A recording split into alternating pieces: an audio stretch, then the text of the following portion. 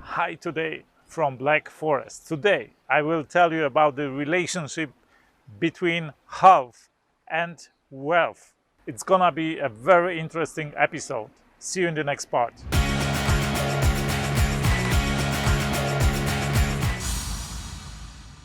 Health and wealth. What's the relationship between them? I get many comments or many questions asking me if the extreme longing for success doesn't cause stress, and if the price for that stress isn't bad health, isn't illness or something. People ask me if the success is worth the health we have to pay for it.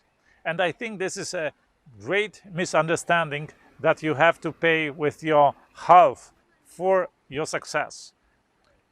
They refer often to billionaires, saying, all these billionaires, they are so rich, but they end up unhealthy, they end up ill, and they die miserably, or something like that. But this is really a great misunderstanding, and I will give you some examples of that. First of all, you certainly know that people who work all their lives and they wait for retirement actually to take rest, to enjoy their life, to spend maybe days resting, maybe watching TV, spending them with the family, and not doing anything. These people very often die shortly after they retire from their work.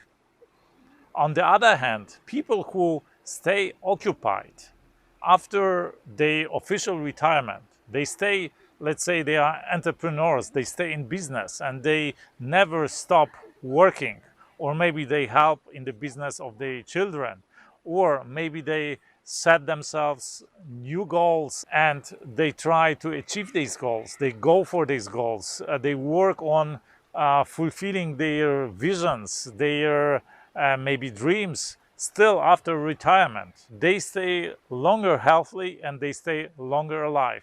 Why is it like that? Because this striving for success, this striving for the goal achievement, if you set yourself new goals, every time you achieve a goal, every time you set yourself new goals and you try to achieve them, this gives your life a kind of a sense. This gives you a reason to actually live and to do something, right? And this keeps you healthy and this keeps you alive. And this is very simple psychological relationship. Actually, if you don't have a goal in your life, then you are dead already, right? So you are actually not living anymore, and you are prepared to die, because there is nothing to expect from your life. There is nothing to do anymore, to achieve anymore, right? You have achieved everything you wanted, or you are not up to achieve anything else in your life, not doing any progress anymore in your life. Then you are on the downwards slope to die, actually, on your highway to death, right? So you see, it is not like that extreme longing for success causes sickness or bad health. It's another way around. Actually, extreme relaxation, no goals, no stress, this causes illness, sickness, and this causes death. Because if you don't grow, you are dying, actually, as an organization and as an organism. And there is actually a good stress and bad stress. If you have read my book, The $1 Billion Secret, one of the billionaires is talking about that in the book. So read that book if you haven't, but I will tell you in short words what it is about. A good stress is if you are driven to achieve something, to realize your dreams, your visions, and there is so much to do, you don't know what to do at the moment, how to prioritize. You are so excited about doing all that stuff that you would like to never sleep, and every waking hour you're working on achieving these goals. then this is a positive stress. And the negative stress is if you are not in control of your life, and if you are reacting to somebody's actions, and you are forced to do some things that you hate to do, but you have to do them to survive and to, let's say, sustain your life, for example. You are generally driven not by your inner motivation, but by events around you and by people around you. You are pushed around, then this is really a negative stress. And this is how most people in the world experience actually work and experience life. And that's where this misunderstanding comes from, because they connect being stressed with unhappiness, and this of course causes bad health, this causes illness. But if you are driven like billionaires are, like the high achievers in our society, then this is a positive stress. This actually occupies you, this actually stimulates you, this excites you, and this gives you a positive life impulse. This keeps you alive, and this keeps you healthy also. And the result of that is that the self-made billionaires in our world, on average, live over 10 years longer than average mediocre people, and are much healthier than an average person. And why?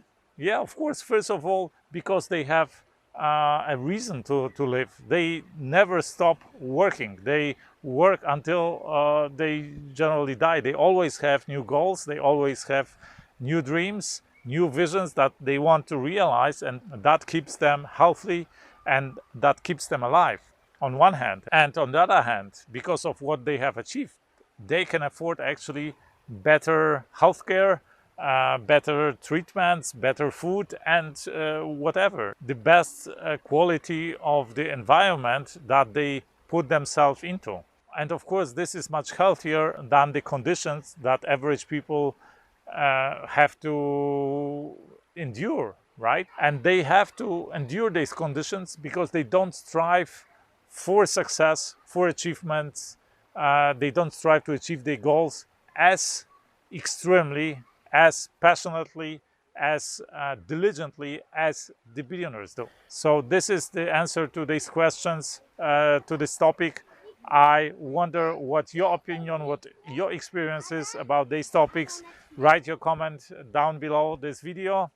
If you like this video, give me a thumb up. If you didn't, of course, thumb down. Share this video with your loved ones, with your friends. One day they will thank you for that. I talk here about doing great, impossible things in your life, about achieving extreme success in business. I talk here about how the best entrepreneurs in our world think and act, how our self-made billionaires think and act. And I talk also about economy, about money.